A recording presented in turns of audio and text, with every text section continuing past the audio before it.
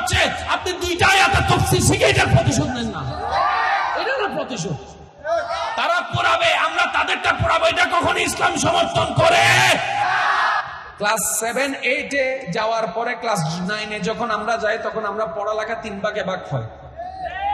Arts, commerce, science. Doctor হতে গেলে কোন দিকে যেতে হবে? মাশাআল্লাহ। ইঞ্জিনিয়ার হতে গেলে কোন দিকে যেতে হবে? তাহলে সায়েন্সের লাইন আলাদা, আর্টসের লাইন আলাদা, কমার্সের লাইন আলাদা। রোগ কেন্দ্রিক যত চিকিৎসা সবগুলা হচ্ছে সায়েন্সের একটা সাবজেক্টের বায়োলজির অংশ বিশেষ। এটা বিজ্ঞানের ছায়াকে ডিমান্ড করে। মনে রাখবেন, আল্লাহ তাআলা আমাদের জন্য একটা কিতাব দিয়েছেন। আমি শ্রদ্ধার সাথে বলছি, একটু মনোযোগ। আল্লাহ তাআলা আমাদের জন্য একটা কিতাব দিয়েছেন, এটার নাম হচ্ছে আল কোরআন। আমরা বেশিরভাগ মানুষ এই কোরআনকে মাথার মধ্যে বসিয়ে ফেলেছি সওয়াবের কিতাব।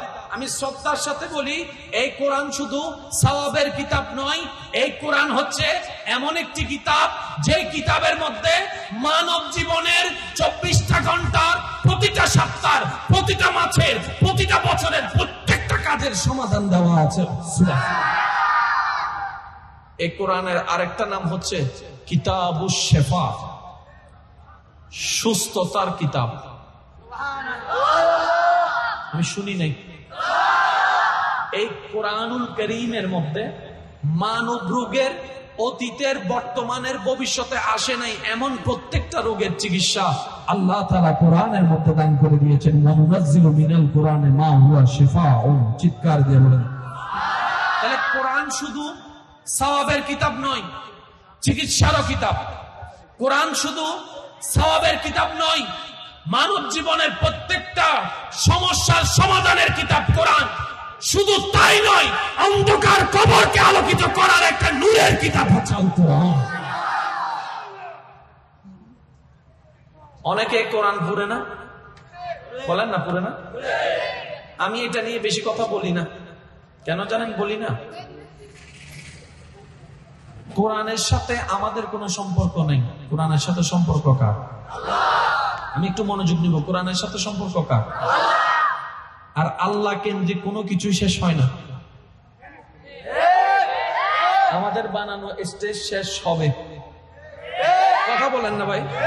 আমাদের বানানো ক্যামেরা শেষ, আল্লাহ কেন্দ্রিক কোনো কিছুই শেষ হয় না। এগুলা কালামটা কার? একটা হচ্ছে আল্লাহর সৃষ্টি, আর একটা হচ্ছে আল্লাহর কথা। কোরআন হচ্ছে আল্লাহর কথা, এটা কখনো শেষ।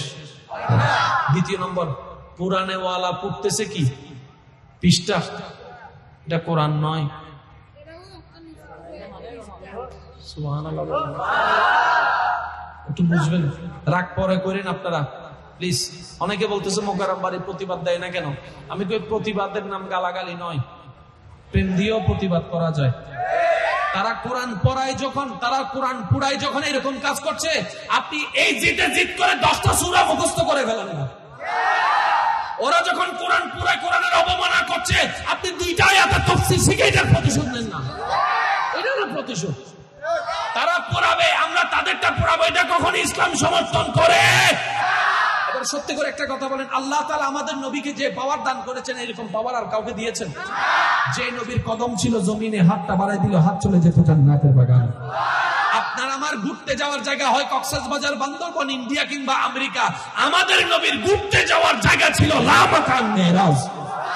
আপনার আমার গাড়ি কি? Rickshaw, CNG, Prado, Land Cruiser, Mercedes. আর আপনার আমার নবীর আল্লাহ বাহন বানিয়ে দিয়েছেন বুরাক। সেই নবীর, যার নবীর ঘরের খাদেম ছিল জিবরাইলের মতো ফেরেশতা। কথা বলেন ঠিক কি না? এই নবীকে যখন মক্কায় অত্যাচার করা হয়েছে, নবী মক্কা থেকে যখন মদিনায় চলে গেছেন, আমি শ্রদ্ধার সাথে বলছি, একটু মনোযোগ দিবেন, একটু মনোযোগ। নবী যখন মদিনায় চলে গিয়েছেন, কিছুদিন পরে যখন আল্লাহর হুকুমে মক্কা বিজয়ের লক্ষ্যে যখন আবার মদিনায়, মক্কায় ফেরত আসলেন, তখন কি নবী একা ছিল নাকি 10,000-এর বেশি ছিল? সবাই মনে করছে নবী মুস্তাফা প্রতিশোধ নিবে, সবার মনে ভয় ছিল, সবাই পালিয়ে গিয়েছে। কিন্তু আমাদের নবী এসে সবাইকে সাধারণ ক্ষমা ঘোষণা করে দিয়েছে।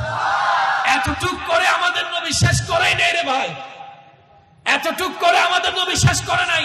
যারা নবীকে মক্কায় বেশি আঘাত করেছে, আমাদের নবী যতদিন মক্কায় ছিল আগে তাদের খবর নিয়েছে যারা নবীকে কষ্ট দিয়েছিল। আপনি সেই নবীর উম্মত।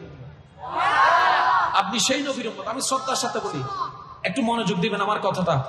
যতদিন দুনিয়া থাকবে কষ্ট থাকবে, আপনি কষ্ট থেকে পালাতে পারবেন না, এটা অসম্ভব, এটা টোটালি অসম্ভব।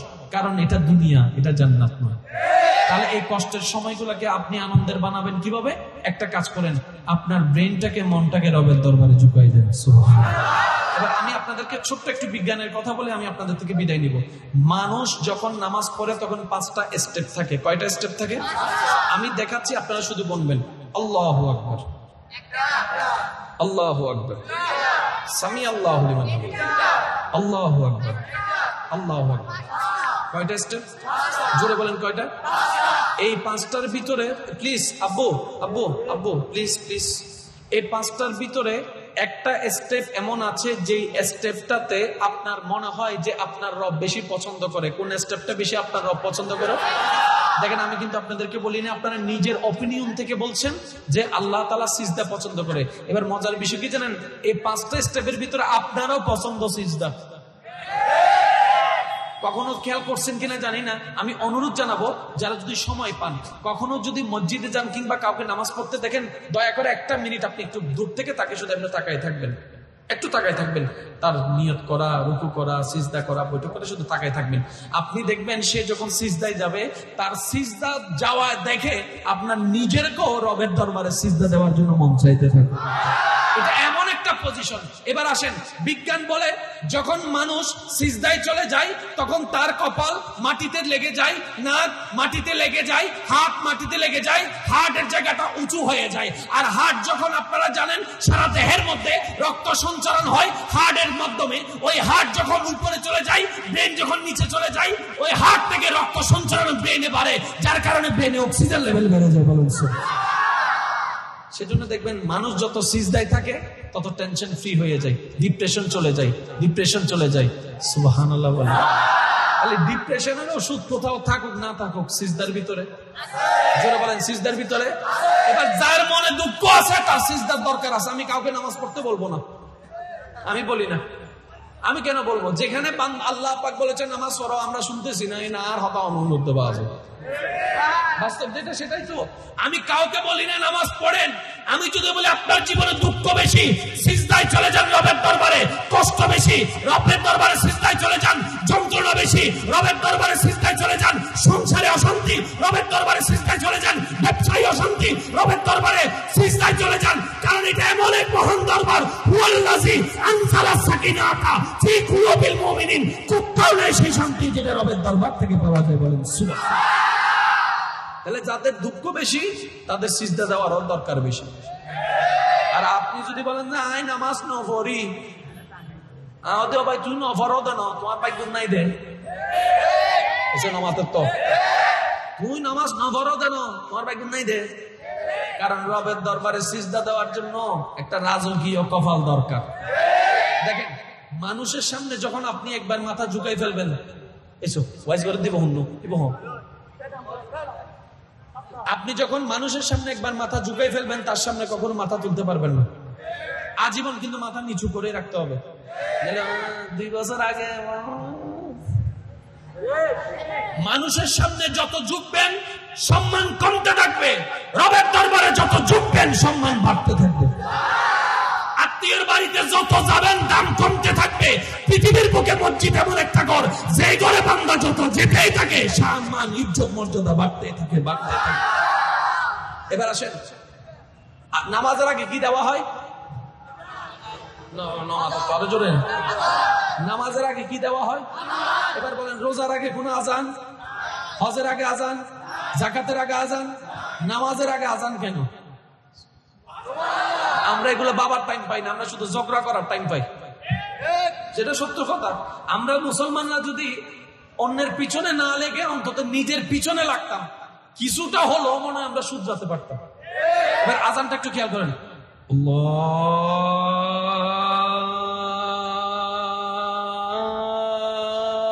আল্লাহু আকবার, আল্লাহু আকবার। শব্দের শুরুটা একটু খেয়াল করবেন, আমি একটু মনোযোগ দিব আপনাদের।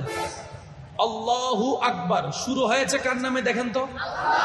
এবার আজানের শেষটা দেখেন, লা ইলাহা ইল্লাল্লাহ।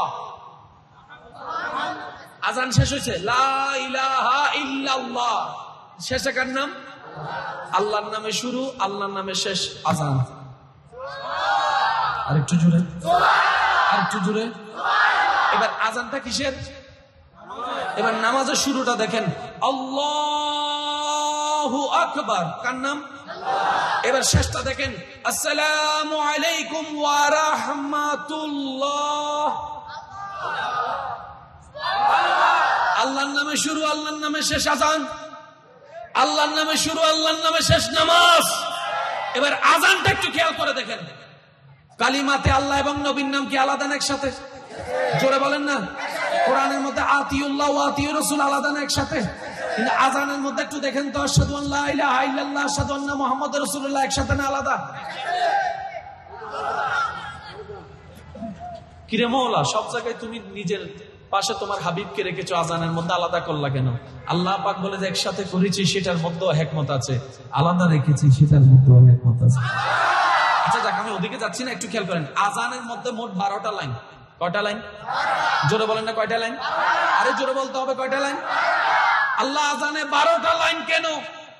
রব বলে যে 12টা মাসেই নামাজ ফরজ। আর একটু জোরে। এবার আসেন, আজানের মধ্যে মোট 50টা শব্দ আছে। আল্লাহু আকবার, আল্লাহু আকবার, আল্লাহু আকবার, এভাবে গণলে মোট 50টা শব্দে একটা আজান গঠিত। মৌলা 50 শব্দ কেন? রব বলে পড়বা তুমি 5 ওয়াক্ত, সব লিখে দেওয়া হবে 50 ওয়াক্ত। সবচেয়ে বড় ইন্টারেস্টিং ব্যাপার কি জানেন? আরবিতে মোট হরফ যেমন A B C D E F G A, শরীয় শরিয়া রশি দীর্ঘ ক খ যেভাবে আছে, আরবির মধ্যে আছে কি আলিফ বা তা সা জিম হা খ আছে না নাই? এরকম হরফ হচ্ছে মোট 29 অথবা 30টা। এই আজান গঠিত হয়েছে আরবি হরফ মোট 17টা দিয়ে। আওয়াজটা একটু বড় লাগবে। যেমন আল্লাহুর মধ্যে আলিফ আসছে, লাম আসছে, হা আসছে, এভাবে মোট 17টা হরফ নিয়ে আজান গঠিত হয়েছে। 17 কেন? এবার খেয়াল করেন, নামাজ কয় ওয়াক্ত? সবাই মিলে বলেন, শেষ ভালো যাও, সব ভালো তার আওয়াজ দিয়ে বলেন, নামাজ কয় ওয়াক্ত? 5 ওয়াক্ত। নামাজের মধ্যে সুন্নত আছে না নাই? ফরজ আছে না নাই? এবার আমি ফরজটা কাউন্ট করছি, আপনারা একটু করবেন। ফজরের ফরজ নামাজ কয় রাকাত? জোহরের ফরজ নামাজ কয় রাকাত? 4-2। আসরের 4 রাকাত হলো 6-4। মাগরিবের 3 রাকাত কত হলো? এশারের 4 রাকাত কত হলো?